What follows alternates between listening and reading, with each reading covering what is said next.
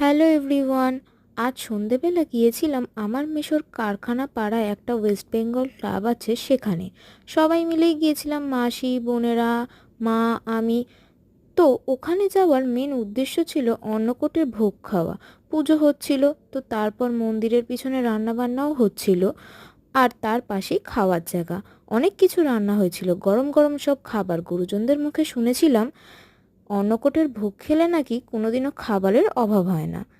আর আমার বেশ মজাই লাগে। অনেক রকম রান্না, ভাত, ঘি, শুক্তো, ডাল, বেগুনি, আলু ভাজা, পটল আলুর তরকারি, চাটনি, পাঁপড়, পায়েস আর একটা করে লেটিকিনি। বেশ খাওয়া দাওয়া কমপ্লিট করে আবার টোটোয় করে বাড়ি চলে এলাম। কেমন লাগলো ভিডিওটা কমেন্ট করে জানাবেন, একটা লাইক করে দেবেন ও চ্যানেলটা সাবস্ক্রাইব করে দেবেন। টাটা।